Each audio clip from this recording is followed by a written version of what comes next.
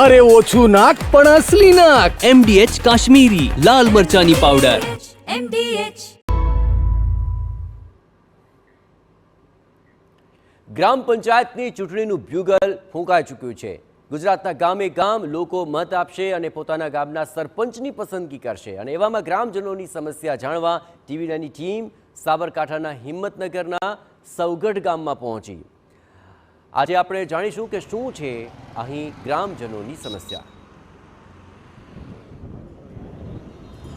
ગ્રામ પંચાયતની ચૂંટણીનો માહોલ જે છે તે ગરમ થઈ ચૂક્યો છે. જે પણ ગ્રામ્ય વિસ્તારમાં પહોંચો તે વિસ્તારની અંદર એક જ ચર્ચા થતી હોય છે કે આવનારા સરપંચ કોણ હશે. જે પ્રકારે ભૂતકાળના સરપંચો ગ્રામજનોએ અનુભવ્યા છે તે પ્રકારે ક્યાંક જે અપેક્ષાઓ હતી તે પૂરી નથી થઈ તો ક્યાંક જે અપેક્ષાઓ હતી તે સારી રીતે પૂરી થઈ છે. અત્યારે હાલ આપણે સૌગઢ ગામમાં છીએ.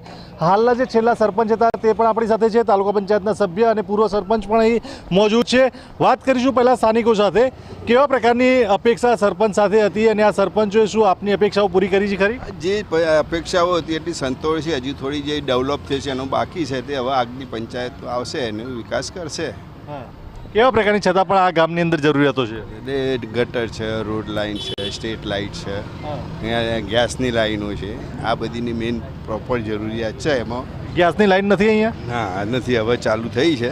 એના પાછળ અમે બહુ મહેનત કરી છે ને હવે આ લાવી તો દીધી છે, ચાલુ કરી. અત્યાર સુધી પાણીની લાઈન ગટરની લાઈન માટે સાંભળતા છો, પરંતુ આ ગામની ઈચ્છા છે કે નવા સરપંચ ગેસની લાઈન આપે. આપ પણ બાલ્કનીમાં ઊભા છો, શું કહેશો? ઉપરથી જોઈને શું કહેશો? શું માંગણી છે? બસ ગેસની લાઈન આવે. ગેસની લાઈન આવે ગામમાં. હા, બુઓ પાડે. એક મોડલ ગામ તરીકે અમારે વિકસાવવું છે.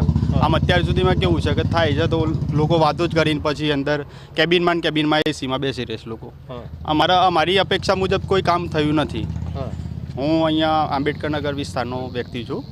તો અમારે એક તો પ્લોટોનો પ્રશ્ન હતો, એ આજ દિન સુધી કોઈને સોલ્વ કર્યો નથી. એટલે અમારી એટલી અપેક્ષા છે. પ્રાથમિક સુવિધાઓ બાબતે શું કહેશો? પ્રાથમિક સુવિધામાં જ કેવું છે હાલની દ્રષ્ટિએ તો અત્યારે હાલ વહીવટદાર શાસન હતું અમારે જે, તો મુશ્કેલી તો બહુ જ પડી છે 2-3 વર્ષની અંદર. વહીવટદારો સાંભળતા નહોતા, શું કરતા હતા? કંઈ કામ થયું નથી અમારું. છેલ્લા 1.5-2 વર્ષથી વહીવટદાર શાસન ચાલતું હતું. સરપંચ હોતા નહીં. સરપંચની ગેરહાજરીમાં વહીવટદારનું શાસન કેવું રહ્યું?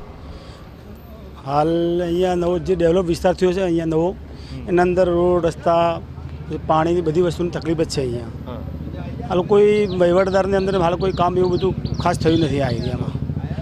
એવી આશા રહે કે નવો ડેવલપ જે વિસ્તાર છે એમાં રસ્તાઓ બને, કચરામાં ટ્રેક્ટર ટાઈમસર આવે અને લોકોને બીજી બી પાણીની જે તકલીફો પડે છે એ દૂર થાય. એમાં ગ્રાન્ટની એક તો અછત છે. અહીંયા 15માં નાણાં પણ સિવાય બીજી કોઈ ગ્રાન્ટ આવતી નથી સૌગઢ ગામમાં. આપણે ધારાસભ્યશ્રી, સંસદ સભ્યશ્રીની ગ્રાન્ટો એટીવીટીની બહુ ઓછી આવે છે. તાલુકા પંચાયતના સદસ્યની ગ્રાન્ટ આવે, જિલ્લા પંચાયતની થોડી આવે. બાકી અમારે 15માં નાણાં પંચનાથી 10 લાખ રૂપિયા વર્ષના હોય એમાં અમારે કામ કરવાનું હોય. જે પ્રકારે અત્યારે હાલ આપણે લોકોને સાંભળ્યા, લોકોનું કહેવું છે કેટલીક અપેક્ષાઓ પૂરી થતી હોય, કેટલીક નથી થતી. એ બાબતે શું તમે પોતાની જાતને કેટલા માર્ક્સ આપશો? હવે બીજું એવું છે કે જે પ્લોટોની વાત છે બરાબર, તો એ વખતે અમારે આપણે અમુક વસ્તુ એવી છે કે કોઈ અરજદારનું કોઈ કામ હોય તો આપણે ત્યાં પોતાની રીતે તો ઈચ્છીએ કે કોઈને આપણે ના પાડીએ અને બધાના કામ કરીએ, પણ અમુક ટેકનિકલ બાબતો એવી હોય છે કે જેના લીધે આપણે કામ નથી કરી શકતા. આપ પણ પૂર્વ સરપંચ રહી ચૂક્યા છો, અત્યારે હાલ તાલુકા પંચાયતના સદસ્ય છો. આ પણ સરપંચ હતા, આપ પણ સરપંચ હતા. શું એવું લાગે છે કે ગામના વિકાસમાં લોકોને સંતોષ આપી ચૂક્યા છો?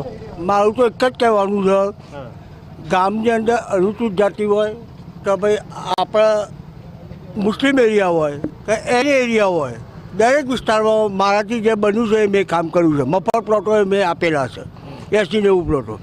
બાકી રહેતા હતા એ ફાઇલોએ બનાવી છે મેં, બરાબર. પછી વહીવટદાર શાસન આવી ગયું અને બીજા નંબરમાં તાલુકા પંચાયત મિટિંગમાં સરકારી કાયદા મુજબ એ ફાઇલો પડી રહી છે. બીજા નંબરમાં દરેક વિસ્તારમાં તમે કામ કરો. વહીવટદાર તો આવતા જ નહોતા, બહુ ઓછો સમય. તલાટી મેડમ મંગળવારે શુક્રવારે આવતા હતા બરાબર. એ બી અમારા ગામના, અમે બીજા કોઈ કામમાં તો એમને રૂકાવટ કરી નથી, પણ ગામના વિકાસના કામમાં બી એ લોકોએ 3 વર્ષથી સહકાર નથી આપ્યો. અને બીજું રહી વાત નવા સરપંચની, નવા સરપંચમાં અમારે દર વખતે એવું થાય છે કે ગામ ભેગું થઈ અને જે સક્ષમ ઉમેદવાર જે એમને લાગતો હોય એ નક્કી કરે એના ઉપર આખું ગામ તૈયાર હોય છે. ઓકે, આ સારી વાત છે. જે પ્રકારે કહી શકાય પૂર્વ સરપંચ કહી રહ્યા છે કે જે પ્રકારે ગામ નક્કી કરતું હોય ત્યારબાદ ચૂંટણીનું ફોર્મ ભરવામાં આવતું હોય છે, ત્યારબાદ સરપંચ જે છે તેના ઉમેદવાર નક્કી કરવામાં આવતો હોય છે. સરપંચ પાસેથી કેવા પ્રકારની અપેક્ષા હોય છે તે લોકો સાથે સાંભળ્યું. વહીવટદારનું શાસન કેવું હોય છે તેનો અનુભવ પણ કેવો છે, વહીવટદાર જોવા મળે છે કે નહીં તે પણ સાંભળ્યું. જોવાનું રહે છે કે હવે આ ગ્રામ પંચાયતની ચૂંટણીઓમાં કેવા પ્રકારે ઉમેદવારને નક્કી કરવામાં આવે છે. અવનીશ ગોસ્વામી, TV9. MDH બિરયાની મસાલા, પારંપરિક બિરયાનીનો અસલી સ્વાદ.